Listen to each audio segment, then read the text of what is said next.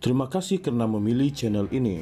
Sebelum kita mulakan video ini, sila pertimbangkan untuk menekan butang like, share, dan subscribe, dan aktifkan butang lonceng Anda agar Anda sentiasa mendapat info-info percuma pada setiap hari dari channel kami. Dan tinggalkan komen Anda karena komen Anda amatlah dihargai. Terima kasih.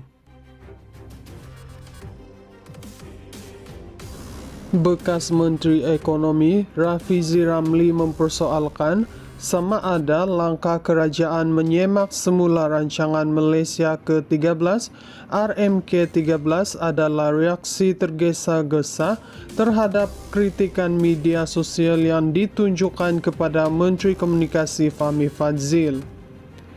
Ini susulan pengumuman Ketua Setiausaha Negara Samsul Azri Abu Bakar awal hari ini bahawa Menteri Kewangan II Amir Hamzah Azizan telah ditugaskan untuk mengolah dan merombak semula RMK-13 sambil menjalankan tugas dan fungsi Menteri Ekonomi berkuat kuasa serta-merta.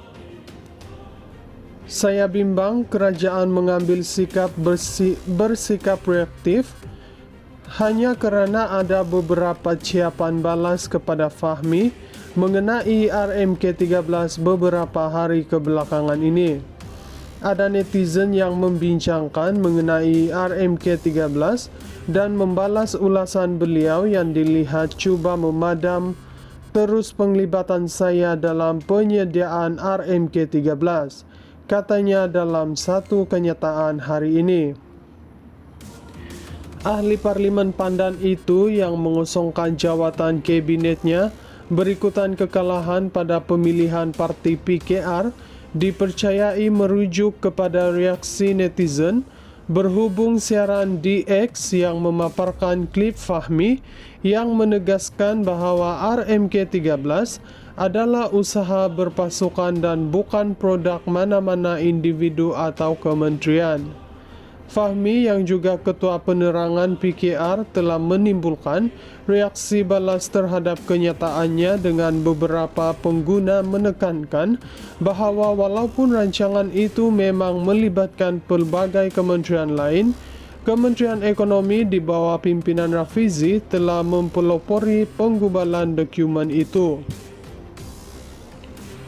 Mengulas mengenai rancangan itu sendiri, Rafizi menegaskan bahawa RMK-13 adalah dokumen negara kritikal yang dibangunkan oleh ribuan rakyat Malaysia dari semua lapisan masyarakat dengan matlamat untuk menggabungkan strategi, program dan sasaran negara dalam tempoh 5 tahun.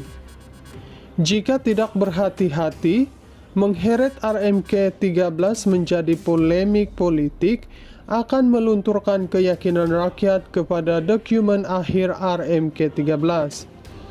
Jika ini berlaku, ia satu ketidakadilan besar kepada mereka yang bertungkus lumus bekerja berbelas jam sehari sejak setahun lepas, katanya.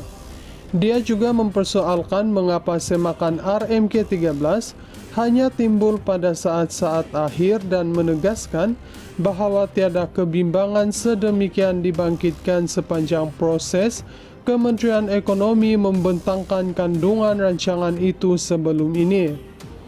RMK-13 yang dimuktamadkan dijadualkan dibentangkan di Parlimen pada 31 Julai.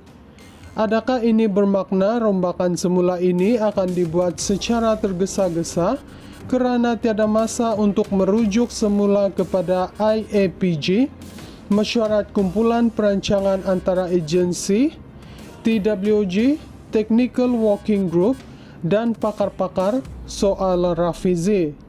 Kerajaan bertukar ganti, tetapi setiap kerajaan yang mengambil ahli perlu berpandukan gagasan rancangan Malaysia, kecuali kerajaan itu kembali ke Parlimen untuk meminda RMK yang telah diluluskan Parlimen. Sebab itu prosesnya adalah panjang dan tidak bersikap politik, katanya. Mengambil maklum bahawa persiapan untuk RMK-13 telah bermula pada September tahun lepas, Rafizi berkata walaupun garis masa untuk menyediakan dan membentangkan RMK-13 adalah padat, ia ditetapkan sebagai rancangan Malaysia yang paling pesat membangun dalam sejarah. Ini katanya kerana RMK-13 mengambil masa kurang setahun untuk dibentangkan selepas sesilibat urus dan perundingan diadakan, manakala perancangan sebelum ini mengambil masa antara 1,5 hingga 2 tahun untuk disediakan. Cadangan dasar yang berani dan radikal tidak semestinya diterima oleh kementerian-kementerian. Sebab itu, saya telah membentangkan beberapa kali kepada Perdana Menteri terlebih dahulu antara Februari hingga April 2025 dan dibentangkan sebanyak 2 kali kepada Jemaah Menteri Khas untuk mencapai kompromi dan kata sepakat tambahnya. Semua bukti pembentangan kepada Perdana Menteri dan Jemaah Menteri ada di laman Facebook Perdana Menteri sendiri dan sering melaporkan perbincangan mengenai RMK-13 dengan Kementerian Ekonomi, katanya lagi. Dalam satu kenyataan susulan peletakan jawatannya sebagai Menteri Ekonomi bulan lepas, Rafizi berkata tanggungjawab terakhirnya ialah dilaksanakan dengan selesainya RMK-13 yang menurutnya kemudiannya telah dimuktamadkan dan sedang menunggu pembentangan pada persidangan parlimen akan datang. Bercakap dalam rancangan podcastnya baru-baru ini, Rafizi berkata bahawa berpegang pada jawatan menterinya hanya akan mengheret Kementerian Ekonomi kerana penjawat awam akan mengambil maklum kehilangan legitimasinya sekaligus berpotensi menjejaskan mana-mana kerja yang dibawa oleh kementerian. Bekas Menteri Ekonomi Rafizi Ramli mempersoalkan sama ada langkah kerajaan menyemak semula rancangan Malaysia ke-13 RMK-13 adalah reaksi tergesa-gesa terhadap kritikan media sosial yang ditunjukkan kepada Menteri Komunikasi Fahmi Fadzil.